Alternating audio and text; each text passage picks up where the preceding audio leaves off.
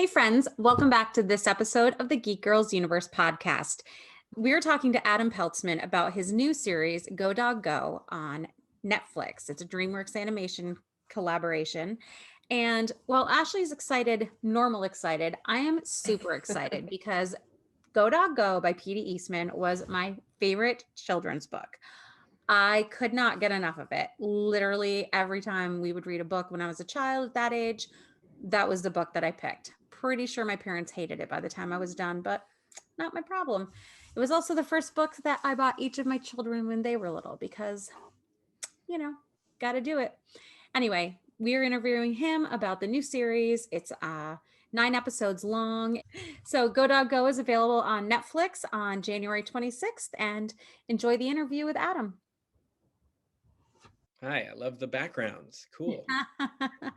Thank you.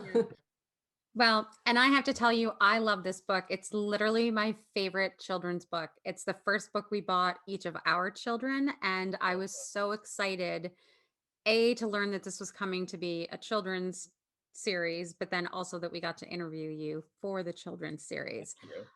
I think the Barkapella group is maybe my favorite part of the series.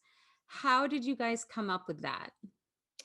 Well, sort of two impetuses. Is that a word? Impetuses? Sure.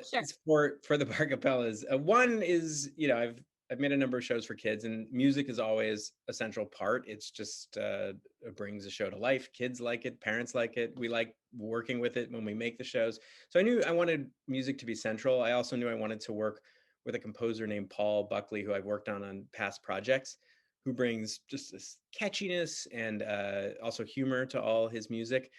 So there was that. And then there was, in the book, there's that feeling of randomness almost that makes sense, like a dog popping up and saying, "Do you like my hat?" And these little surprising, incongruous things. So I liked the idea that there were characters that just out of nowhere could pop in and start singing a song.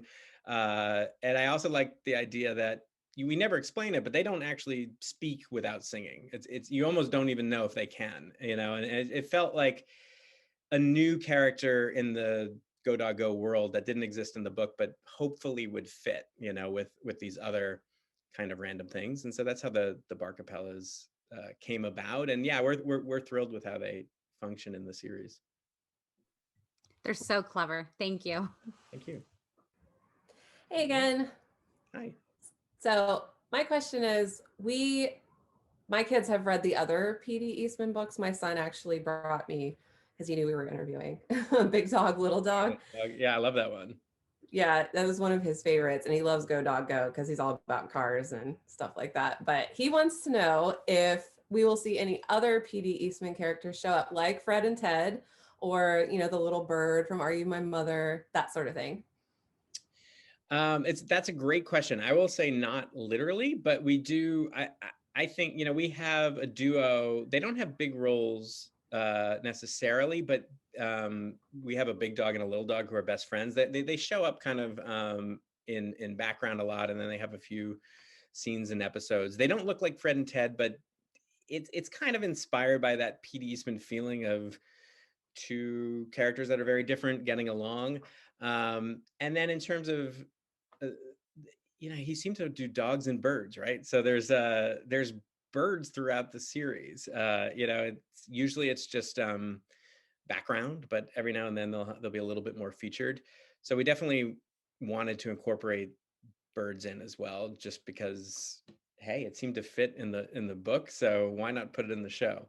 But yeah, I'd say very loosely inspired, but not in such a direct way. So you have worn a lot of hats in this industry, including writer, actor, producer. Do you have a favorite role? Yeah, well, I'll say for me, everything comes from the writing, right? Like that's been my main role in making shows throughout my career.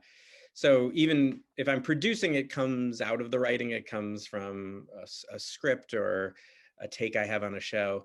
So I think like that will always be the favorite role. And the acting is as I've done it a few times on my own shows. It's not something that I don't have a wide career with that. It's more that on shows I've worked on, I've had the opportunity to do a few, and I always love it. I mean, it's really fun. But I don't, I know that I'm not a trained actor, in the way it's a marvel to work with people that really are. So I know that at the end of the day, the writing is the main thing. But the producing is great too, because you get to work with people that all have these widely disparate talents, but you bring them together on one project, and that's a real joy too. So I would love to know what you would like kids and families to take away from the show, other than it's obviously super fun, it's colorful, it's exciting. But is there anything else you would like them to take away from each episode? Yeah, a few things. I mean, one is I hope kids and families watch it together as much as possible. I think it's the type of show that I'm hoping that kids and older siblings and parents can all enjoy together, because that's just a nice experience when there's something you all like to watch together. And then beyond that, I hope that there's a theme of community running through the whole series. Everything is about this town of Pawston where Tag lives, and it's about how community members get along and welcome new members and work as a team and work through conflicts.